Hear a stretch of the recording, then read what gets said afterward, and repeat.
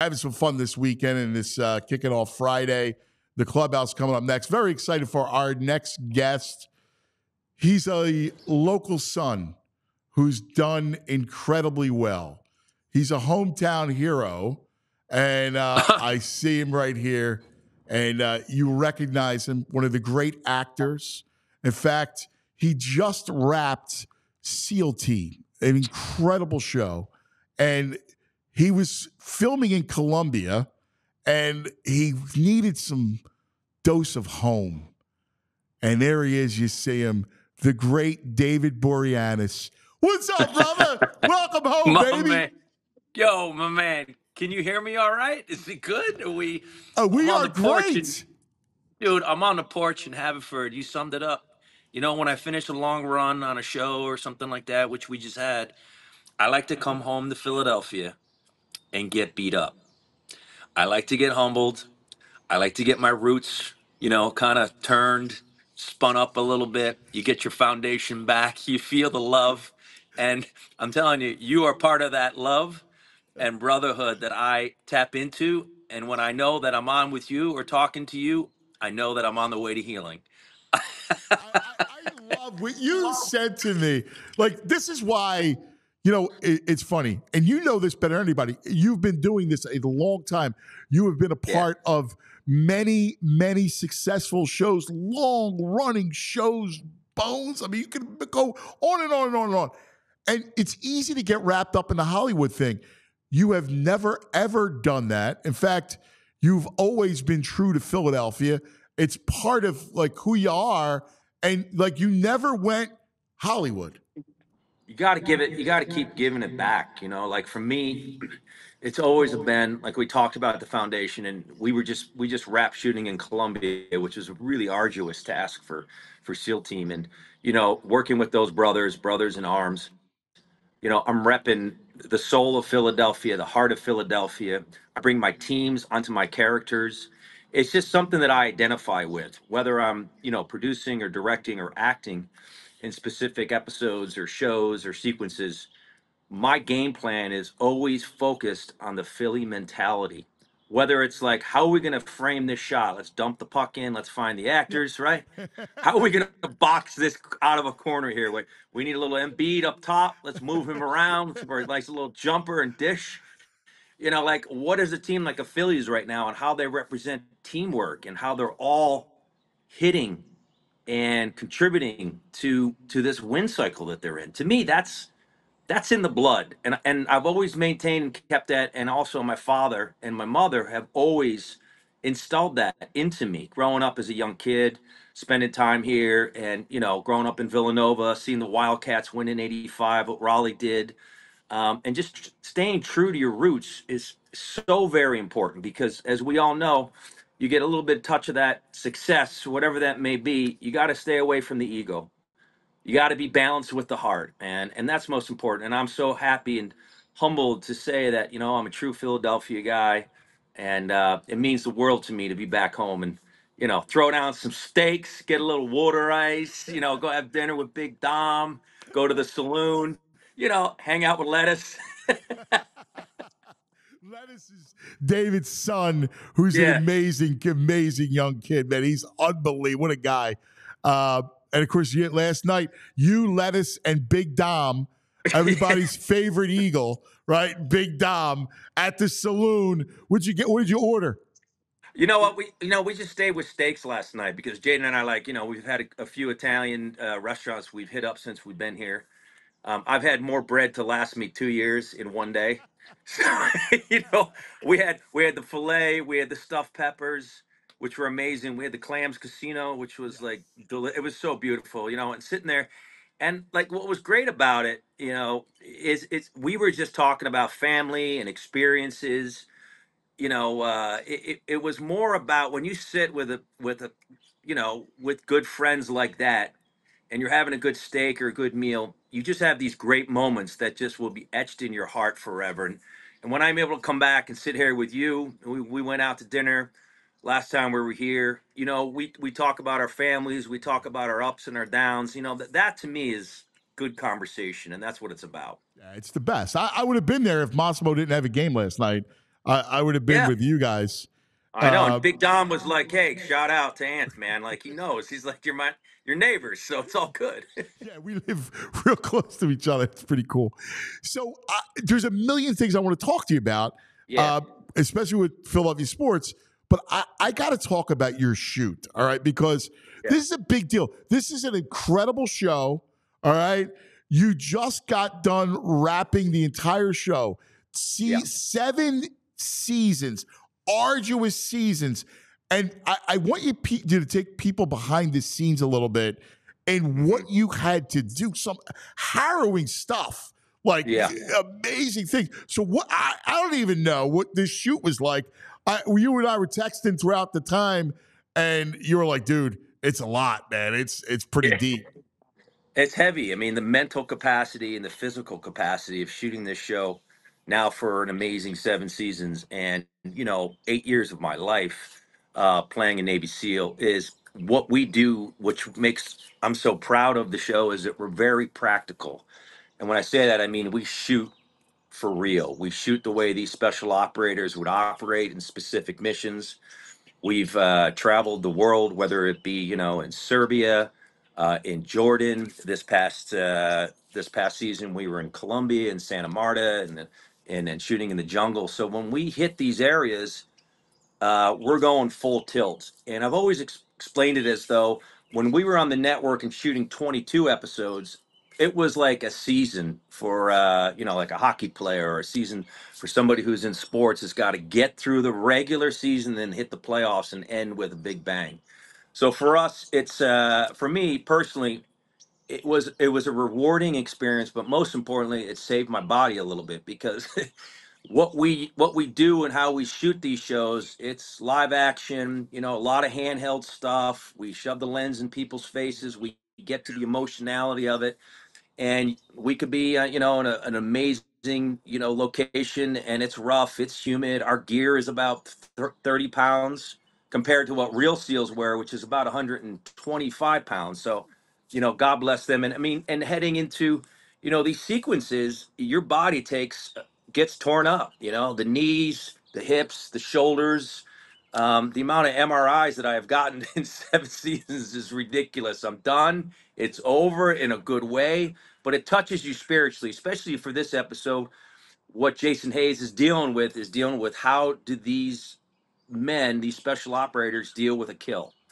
What is their first kill like over in Afghanistan? What was that like for him? How does he come to grips with it, or even attempt to heal from that kind of stuff? So this show portrays that, and we're so very excited that we got this season now under and done, and the series is wrapped. But I'm telling you, come fall time, I can't tell you when we're going to premiere, but it's going to be awesome, man, and you're going to see a lot of good stuff. I cannot wait for it.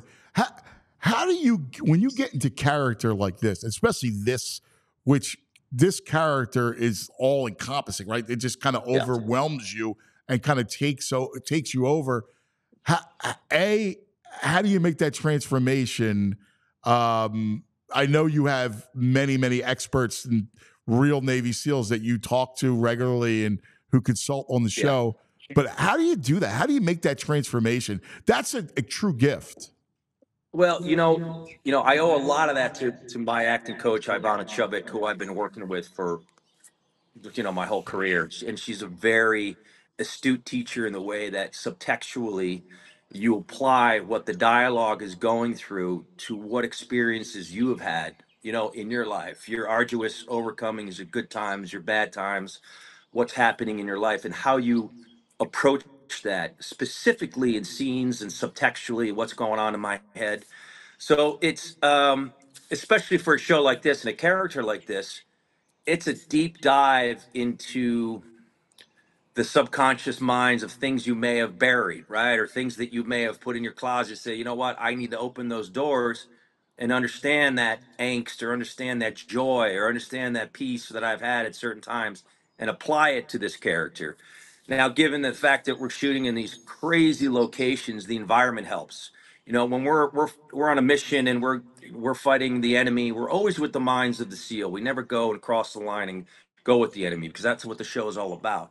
We'll be fighting, and when we're shooting, we're in a fight, and our armorer is a fantastic man, the best in the world, and we're ultra safe when it comes to shooting guns on set. And what I pride so much about it is we're shooting live, and we're changing mags. Things are getting messed up. You got to turn into corners. Your body takes it on, so that helps get into the character, the physicality of it, and you meld that with what you're bringing to the table, and it's good. It's always like, what did Kobe Bryant bring to the table when he played? Right? He listened to the Halloween theme song in his head, and his ears before he played a game. So he had that mentality of that it's seek and destroy mentality. So there's all these things that you can do. Whether it's the Allen Iverson crossover on a scene that I'm going to do, right? I'm going to take this guy out, and I know I'm going to cross over. I know I'm going to beat Jordan somehow. So for me, there's a lot of metaphors that I use and apply to that during my subtext. It's fascinating because the stark realism of it, man, of the show's so well done. I mean, you Yeah. feel like you're in the middle of it. What Yeah. was some of the? And my body's was hating me. Let me tell you something. My body can is like, imagine. come on, man. Enough is enough. We got to move on. I can imagine, man, because you feel it. Like it comes across on screen. What were some of the most harrowing stuff that you did throughout the 7 seasons and all the locations that come to mind? Whether it was like flying over Jordan in a helicopter strapped in, feet dangling with a real SEAL, doing dialogue, taking out another guy in another helicopter live, flying back in Jordan, and knowing that we have conquered an amazing season. And with my director of photographer, Jimmy Muro, who was just fantastic director of DP. He's somebody who shot so many great movies like Heat, Titanic, the Steadicam operator. He's doing Kevin Costner's Horizon right now. And the two of us are celebrating, doing a shot of Reykjavik on our flying back to where we're going to land. These are little moments that you have that people don't see. The harrowing stunts. I look at the stunt crew and how they've achieved and what they've achieved as far as explosives are concerned. I remember directing an episode that I had done, and I had actually pulled up 6 guys, on a rope taking off, and they're all hanging on the rope off into the horizon. Like, to do a harrowing rescue like that, it gives me chills because I look back at all these years, and if I run it in a loop, and we've done that on our show with the other producers, with Spencer Hudnut and Chris Chulak, and we'll watch these sequences and you put them together. It's like, man, how did we do that? Like, really, how did we do it? But we managed to do it with the help of real SEALs, real dev crew operators, and we were so fortunate and blessed to do that. And just amazing experience, man. What was Colombia like? I mean, and you were. Woo. All I'll say is the Eagles are going to go to Brazil. I said to Big Dom last night, I said, man, you better know how to speak Spanish, brother, because their English is non-existent. Plus, they don't like the color green over there in Brazil. They got some problems, man. I will say this: the people were fantastic, right? I was able to meet a lot of the indigenous people as well, or just a fantastic group of people, very spiritual, very humid. Where we shot in favelas too. We're talking about being humbled and walking into these homes that are just, it's sad, but they don't know any better, man. And that's where, to me, the biggest reward is being able to shoot in these locations, especially a place like Colombia, and experience that. Man, I had one where we were coming down off Polaris, and we had just finished off of a falava in a pretty bad area. All of a sudden, the military breaks out, and there's a fight. There's a riot with the local villagers. All of a sudden, gunshots starts going off. I'm from here in the middle of it. My bodyguard who's in the front jumps on me to protect me, and I'm like, you gotta be kidding me, man. Get me the hell out of Colombia right now. I was like, Anthony's like, there's one thing, like, we're doing a reel, but when you're leaving the location, you're like, when that happens, you're like, I'm not going back to that location tomorrow, boys. I'll see you in 2 days. I'm out. I bet. Oh my God. Yeah, it's crazy, but I will say the coffee's great, man. Juan Valdez got it every morning. It was fucking classic. It was hilarious. A lot of humor, but people were really friendly, and we really enjoyed our time that we spent there. That's fantastic. What did you learn most about the Navy SEALs doing this show? You know what? For me, it's there's a simple thread, right? And I think going into the Memorial Day weekend, Yeah, everybody wants to go and barbecue and have fun, go to the beach, but really remembering, right? Those that that we lost, man. And for me, working on a show with special operators, yeah, I was doing a podcast 2 days ago out in Doylestown, and the woman who was doing the podcast had lost her brother 14 years ago in Afghanistan from a sniper. And what I've learned from the SEALs is you're only as strong as your weakest link, man. And what I mean by that is you have to lift up and inspire the person next to you in order to get the job done, right? You could be on a mission, and to them, it's either capture, kill, get the job done. There's no political agenda. One thing I learned is like there's no political agenda. There's no left, there's no right. Here's my boss, here's my job, this is what I need to do. And I do it efficiently, I do it without questions. And that, to me, is the one biggest thing I learned is that these brothers are there for each other to lift each other up. And I take that to my heart. And going into other productions that I'm going to be doing, to me, that's what the spirit, the core should be when you're on working on a set or you're on a location and you're in the 14th hour and you're dying and you're tired. You want to pick the crew up. So very important. So, I was blessed to see that firsthand, live it firsthand for so many shows. And that to me was the most impactful thing I would say that happened to me while doing the show. and what did you learn about the chaos of the world? Because Well, that's such a part of the theme. yeah, it is. I mean, we operate these special operators are very calm in the chaos, right? They operate like, first of all, they're very nondescript. They're very quiet, and they're there 1 second, gone the next. And the chaos of the world and where it's at now, not to get too political, is that we have a lot of open holes in our country right now. And when I say that, I mean that we really need to come together as a country. And I don't know what that's going to take. Honestly, a lot of these guys that I work with, we ask them about that, and you know what? They're just like, they know where the holes are. They know where the issues and the problems lay, and they'll have a perspective on it.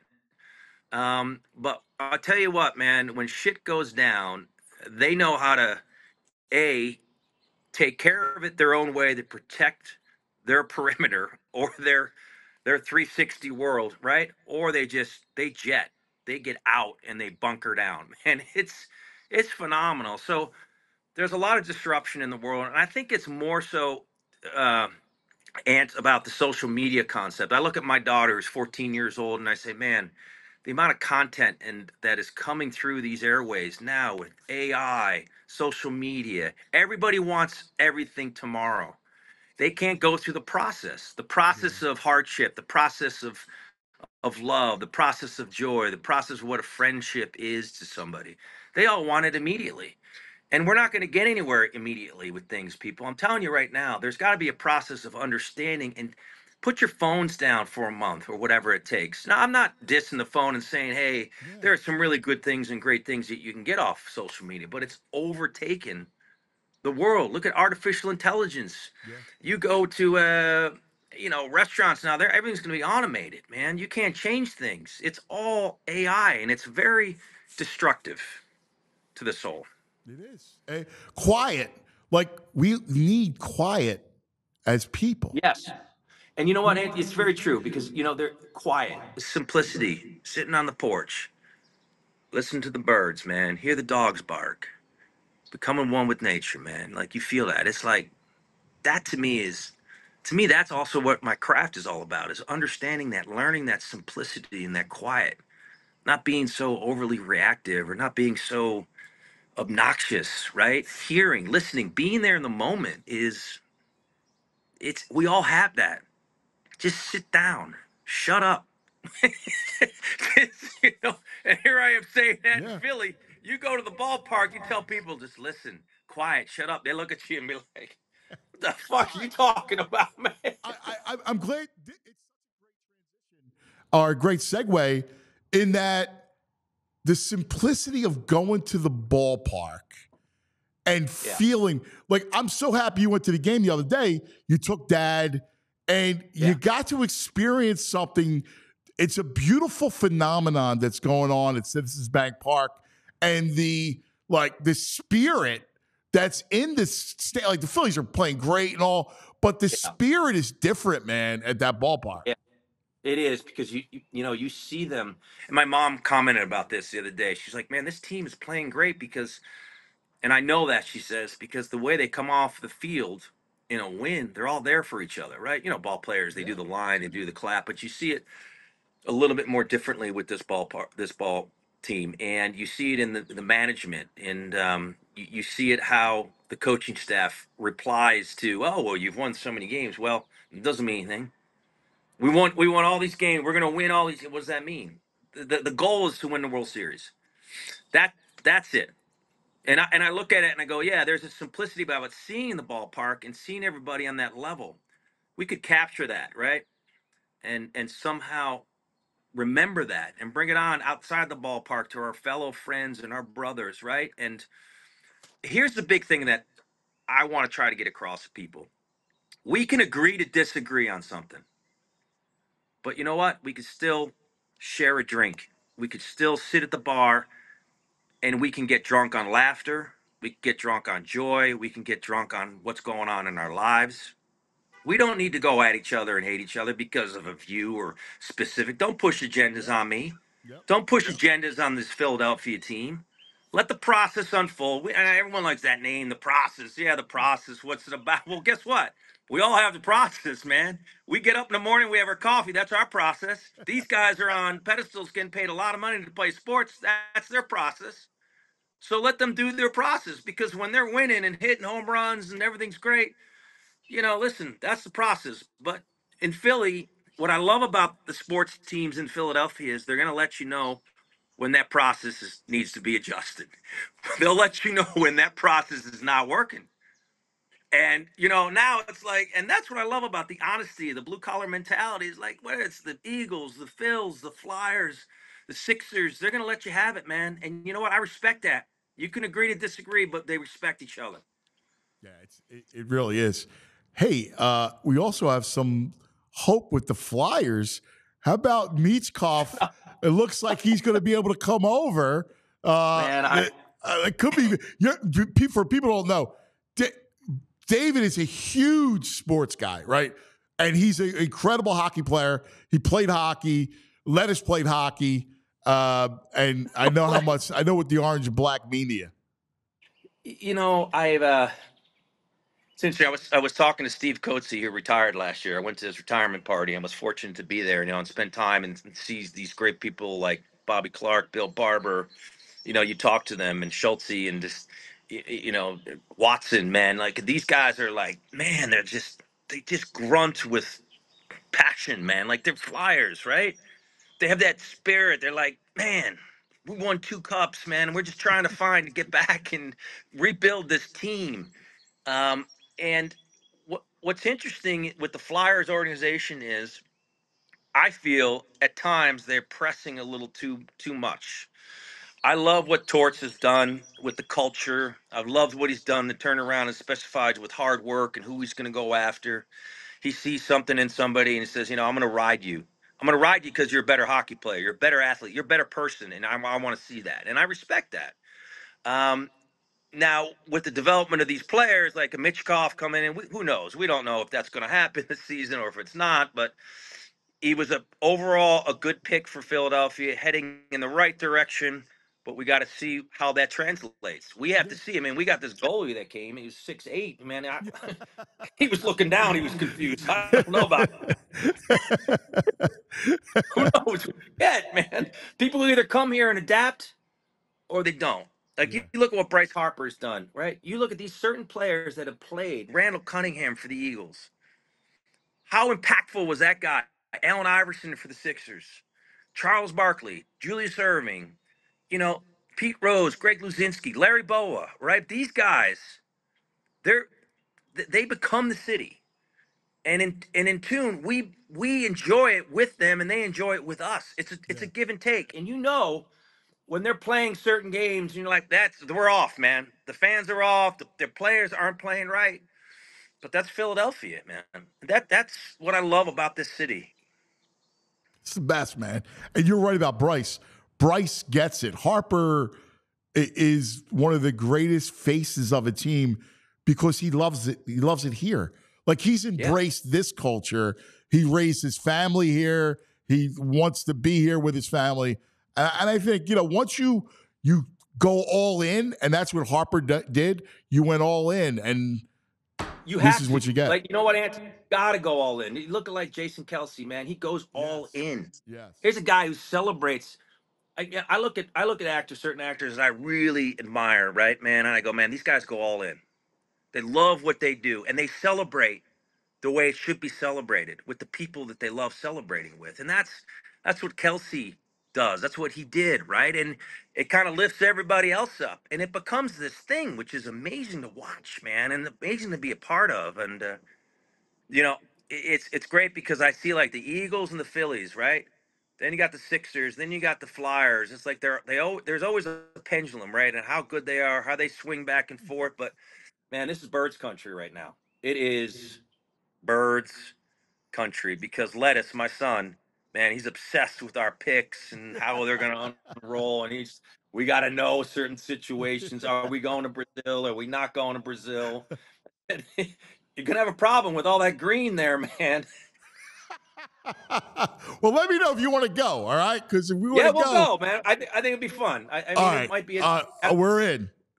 All right. We got it all done. I already got. In fact, my man Vince from True Fan Travel has a jet, so we'll go on. Oh, nice. Okay, charter. We'll just go on this jet. Here, there. We'll call Edelman up and say, "Come on." We'll go on the charter. Yeah, we'll go on the charter. You don't need to go talk to Dion today, man. Let's just go with me and the boys. We'll fly in a green jet. See how we're makes sense.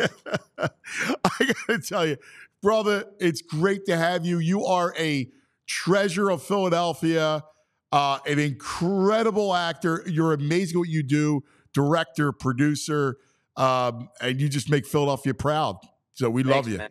Well, you know what? More to come, especially with you, my friend. You're a great voice in Philadelphia, man. Everyone respects that, loves it, man. You keep doing what you're doing, and I'll see you soon, man. See you soon, brother. Love you, buddy. Much love, man. There he is. Go Birds. Go Birds, baby. Go Birds. That's it. Birds. The great David Boreanaz joining us. Always a lot of fun to talk to David. We all silly like the mayor.